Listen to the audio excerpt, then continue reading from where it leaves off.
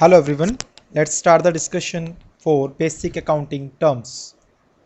After the studying of this chapter, you will be able to know the all technical jargons and you will be able to obtain the detailed meaning of all technical accounting terms. First, we will take in discussion assets. The term asset include the resources which are acquired by a business from the funds made available either by the owners or by the others. They are tangible objects or intangible rights owned by an enterprises and carrying probable future benefits. This definition has been provided by Institute of Chartered Accountant of India. In other words, for assets, all kind of properties which are owned by a business comes into the category of assets. Now we will take the discussion of their classification. First classification is fixed asset. These are assets which are acquired for relatively long period for carrying on the business of an enterprises, and they are not meant for resale. The example of these assets are land and building, plant and machinery, furniture and fixture. So these assets is that category which actually you opt for long-term purposes in your business and from which you will obtain some goods and you will sell them in the market and you will generate the revenue. Next category is current asset. This is those category which will convert into cash in a short period, and we generally adopt that period is 1 year. These are assets which are acquired with an intention of converting them into cash and the normal course of business. They include cash in hand, cash at bank, prepaid expenses, debtors, stock, accrued income, bills receivable and etc. Students, these are that category. For example, cash in hand equivalent to cash, cash at bank again equivalent to cash, stock stand inventory. When you will sell that inventory, it will convert into cash. Debtors, that part which you have actually made on credit sales but you will receive in future, so they will convert into cash. Prepared expenses, that part of expenses which was paid by you earlier, so in future you will not have to pay, so they will convert again into cash. Accrued income, that income which is not received by you but it will receive by you in future, so it will convert into cash. The difference between fixed asset and current asset is the purpose. We carry fixed asset for long term purposes, but we carry always current asset for short term purposes. We carry long term asset for producing goods and we carry short term asset for converting them into cash. Next is liquid asset. They are those assets which immediately convert into cash with a short period, or they are purely equivalent to cash. As a matter of fact, all current asset, if you will take, exclude prepaid expenses and inventory, will known as liquid asset. So this is the formula. If you will reduce stock or prepaid from current asset, you will obtain liquid assets. Next category is fictitious assets. These are those assets which have no real value. They are not exist actually, but they are shown in the book due to some technical reasons like preliminary expenses, like discount, like patent and copyright. So this is that category which was paid by you in the past, but they were high in the volume. So as per accounting standard, you will have to reduce them, you will have to write off them. So the portion which is still left will known as fictitious asset and the balance sheet and asset category. Next is liabilities. The term liabilities is used to denote the amount which a business owes and has to pay. Like suppose if you will have to pay something, so that will be your liabilities. They are present obligation whose amount can be calculated with proper accuracy. The classification of liabilities can be taken into two categories. One is current liabilities. The term current liabilities is used to denote those liabilities for which you will have to pay in a short term period. We adopt it here 1 year, like current assets. The examples are creditors, bills payable, outstanding expenses, bank overdraft, and advance income. So this is that category which will come in front of you and you will have to pay in a short period. For an example, creditor, it is that from which you purchased on credit. Bills payable, you have committed to pay something in a short period. Outstanding, still due, which was not paid by you. Bank overdraft, short term loans which you have taken from bank. And advance income which was taken by you but for which efforts has been not done by you. So this is the list of some liabilities which will occur in future in a short while. Next category is fixed liabilities.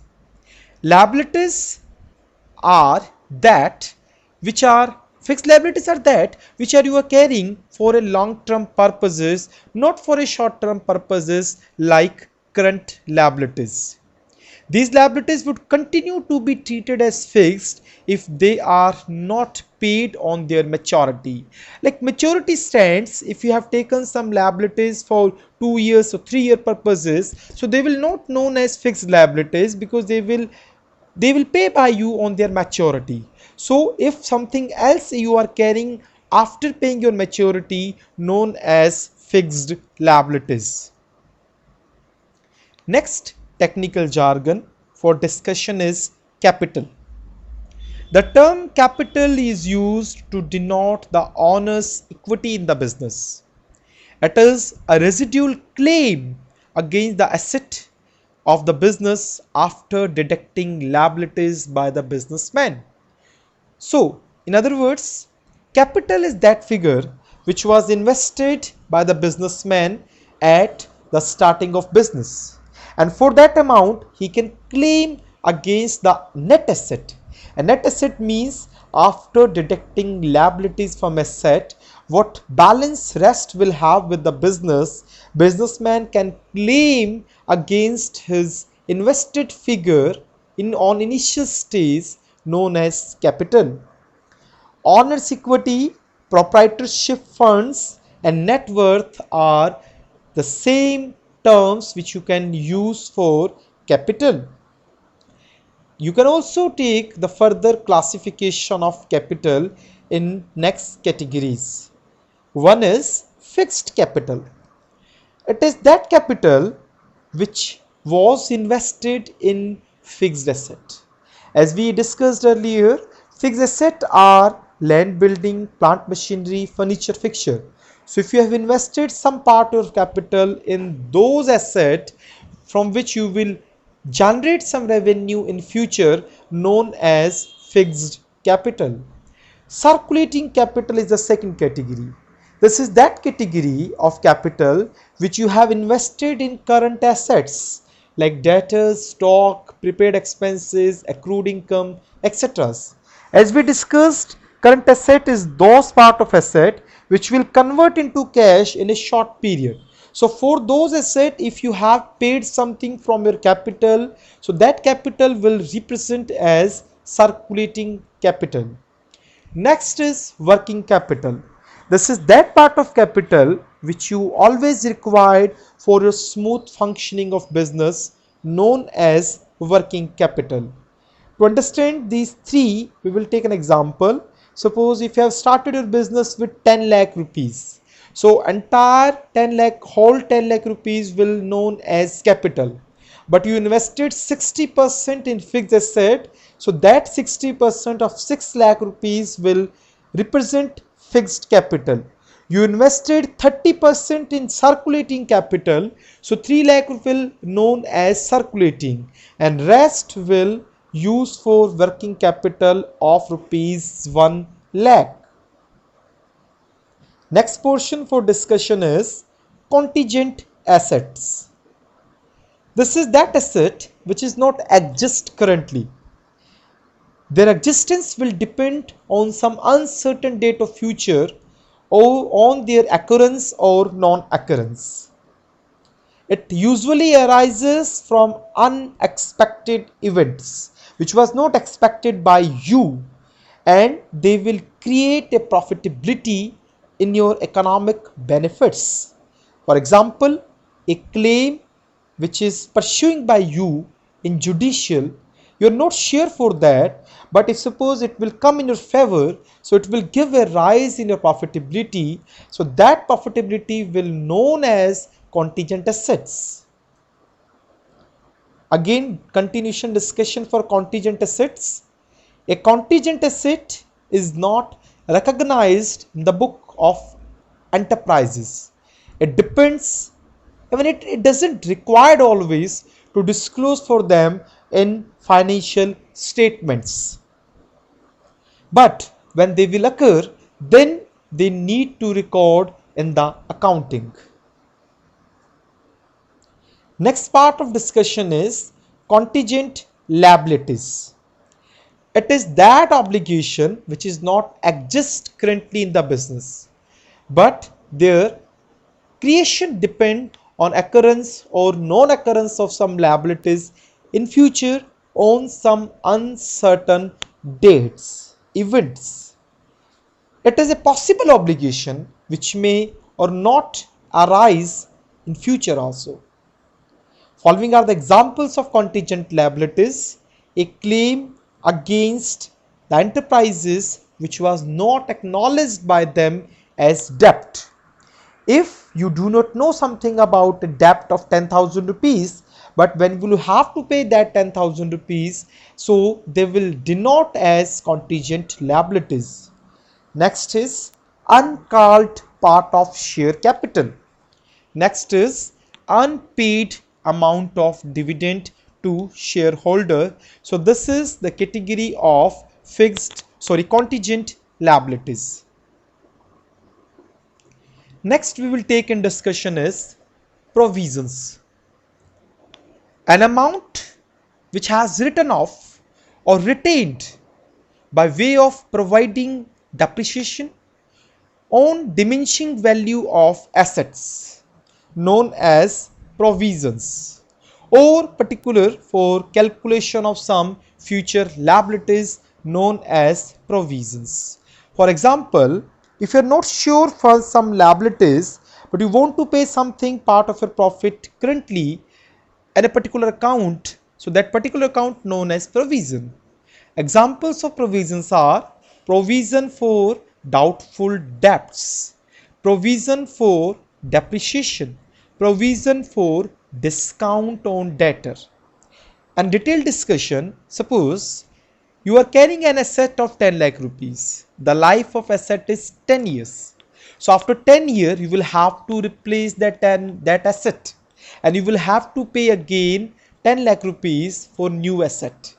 So if suppose currently you want to transfer some part of profit towards an account for replacement of asset, known as provision for depreciation. Same thing you can think for debtors. This is that for which you sold on credit, but you are not sure to receive 100% amount from them.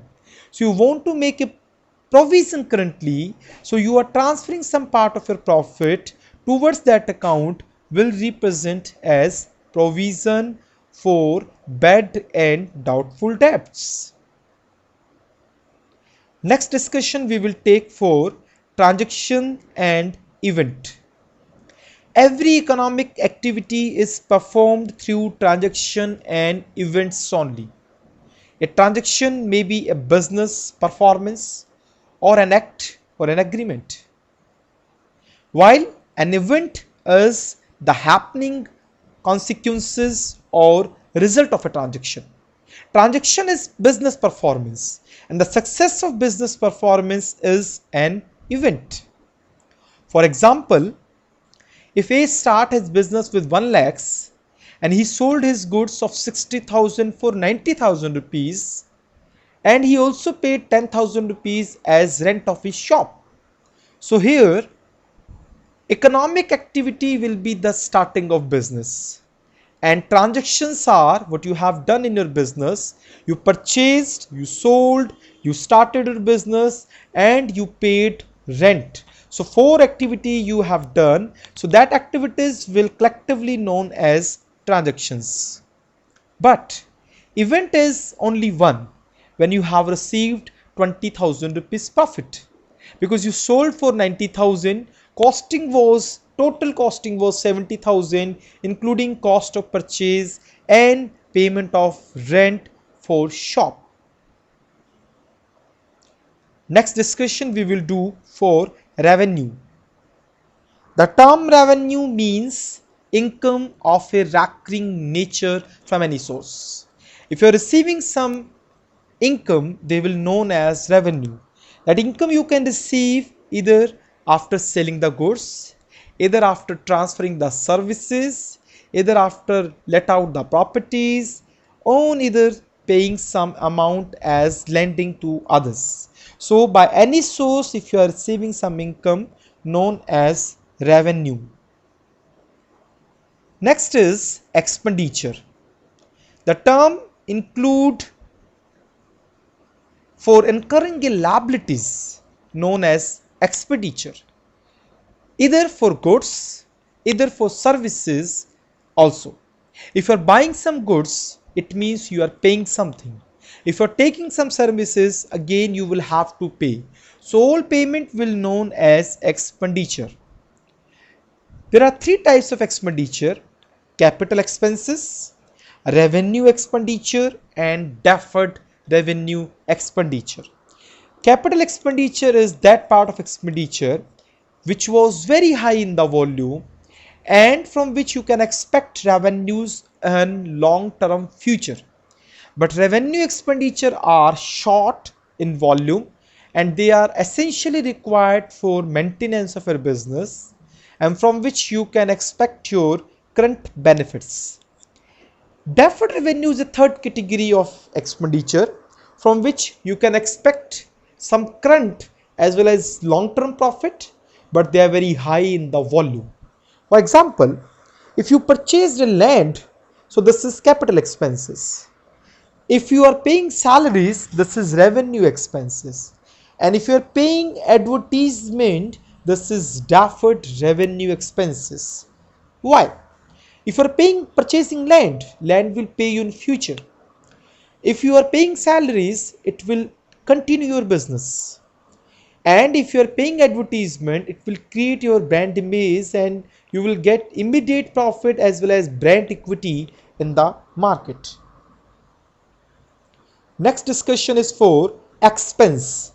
The term expense denote the cost of services used for generating the revenues.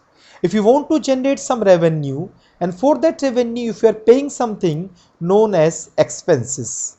But expenses are different from losses. From loss you can't expect to obtain something, but from expenses you can definitely expect to obtain something. The example of losses are loss by theft or loss by fire. You can't expect to obtain something. Next is debtor. It is that part of credit sales from which you will receive the income in future.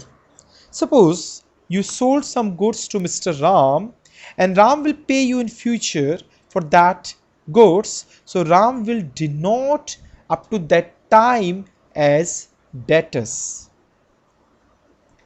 Next is creditors. Reverse from debtors. From debtor you will receive something, and creditor are those from which you will have to pay. Just an example, if you purchase something on credit from Mr. A, so after 2 months you will have to pay to Mr. A. So A will known as a creditor for you. And the differences between debtor and creditor is debtor are known as assets and creditor are known as liabilities. Next is bills of exchange. Utters a document in writing where one person is directing to another person for payment of a certain figure on a certain date to a certain person. For example, if Ram sold some goods to Mohan and Ram is writing a letter to Mohan for payment of that figure after 2 months, and Mohan is giving his consent for paying after 2 months. So these activities known as bills of exchange. So here basically we take two parties, one who write the bill known as bills receivable, one who accept the bill known as bills payable. But the different category which you can introduce in bills of exchange is, in this case, Ram can also direct Mohan to pay the figure to Mr. Sham, who is the third party, on a specific date. So in that case, as per instructions, Mohan will not pay to Ram, he will pay to Sham that particular figure which was earlier he had to pay to Ram. So this is for bills of exchange. And bills of exchange is an important part of Negotiable Instrument Act under Indian Contract Act 1872. Next part for discussion is account receivable. The term account receivable include two items, one is debtors and one is bills receivables. Both we have discussed already. Debtors was that from which you will receive something, and bear is a written document where you are just giving an instruction for receiving a figure and a future date. So both the category will known as account receivables in accounting. Next category is account payable. The term included both creditor and bills payable. This is reversed from account receivable. In account receivable, you have taken BR and debtor, but in account payable, just different item, creditors and bills payable will include. Creditors are those to whom you will have to pay in future, and bills payable is your written consent for paying on a certain date in future. So both the category will known as accounts payable in accountancy. Next for discussion is discount. This is an allowance which is known as a reduction in sales price. You can assume three categories of discount. One is trade discount, one is quantity discount, and one is cash discount. Trade discount is that which is generally offered as a reduction from gross price, and quantity discount is generally offered on behalf of purchasing some quantity in bulk to the buyer, and cash discount is that which are offering for paying by the buyer in cash. For example, you are offering 10% discount in your business.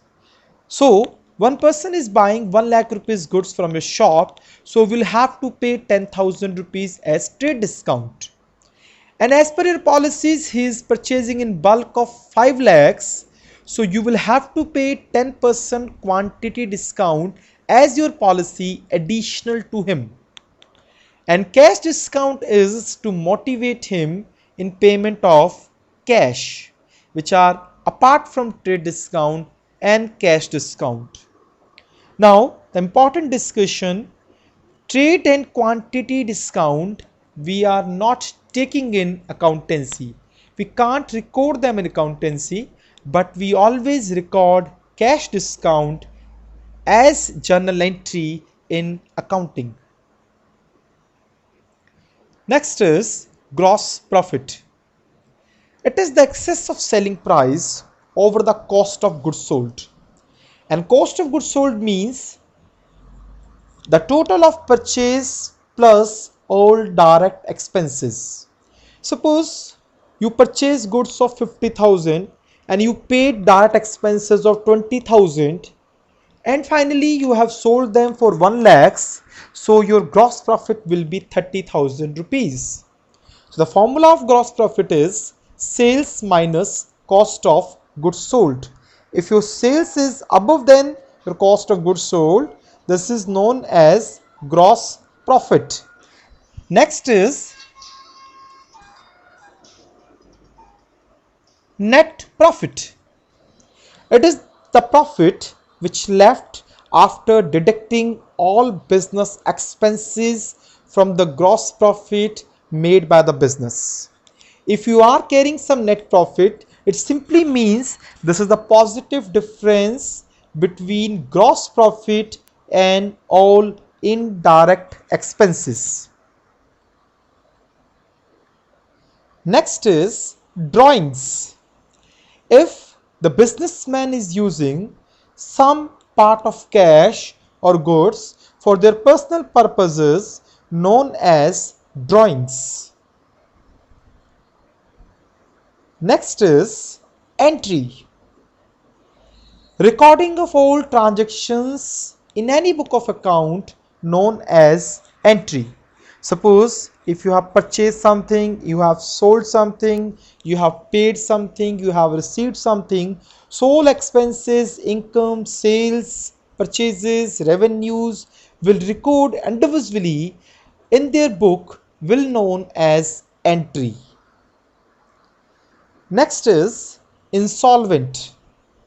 A person who is not in a position to pay his debt in full, known as insolvency, and that person will known as insolvent.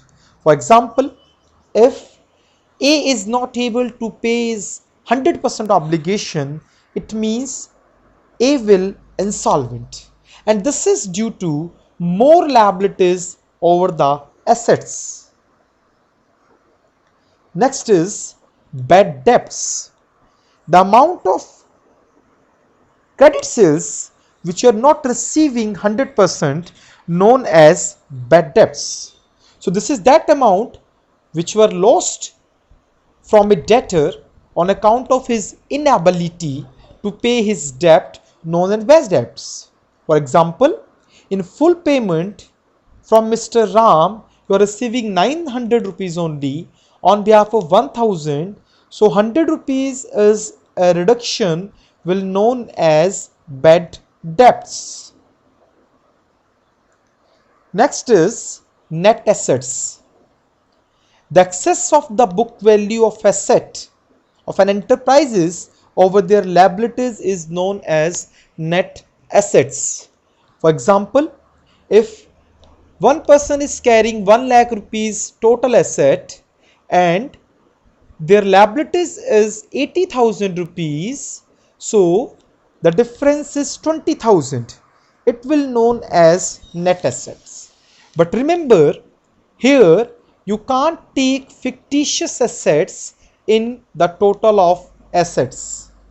Again, for example, if assets total is 1,20,000, where 20,000s are fictitious, like preliminary, like discount, like patent and copyright, the final value of asset will 1 lakh, and from 1 lakh you will have to pay 80,000 as full obligation.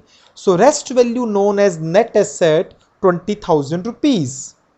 This is also referred as net wealth or shareholder funds. Thank you very much. This is entire discussion which we have made for technical jargons.